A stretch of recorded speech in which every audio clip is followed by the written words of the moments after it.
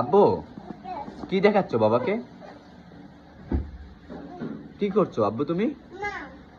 ও আচ্ছা, আদিব দেখাচ্ছে যে প্রতিদিন সকালবেলা ঘুম থেকে ওঠার পর তার আম্মু হচ্ছে যে সবকিছু গুছিয়ে রাখে, বালিশ কম্বল, তারপরে কোলবালিশ যা কিছু আছে সবকিছু, কাঁথা টাতা সবকিছু গুছিয়ে রাখে। এই জন্য তার আম্মুকে ফলো করে এখন সে এই সবকিছু এভাবে গুছিয়ে রাখতেছে, কিন্তু সে কিন্তু গোছাতে পারে না, তারপর চেষ্টা করতেছে। আব্বু তুমি কি করছো? এইভাবে না বাবা, এইভাবে না তো। আম্মু দেখো না, আম্মু এই যে বাস করে রেখেছিল কম্বল, এগুলো তুমি এভাবে এরকম করছো কেন? এই সবকিছু এলোমেলো করে রেখে দিয়েছো বাবা। এইভাবে না, সুন্দরভাবে একপাশে বাস করে রাখো।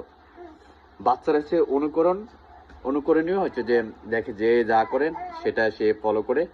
তার আম্মুকে দেখে দেখে এখন সে শিখেছে।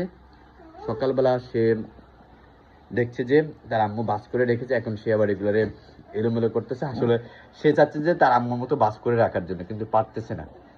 বাবা তুমি কি করতেছো এগুলোকে?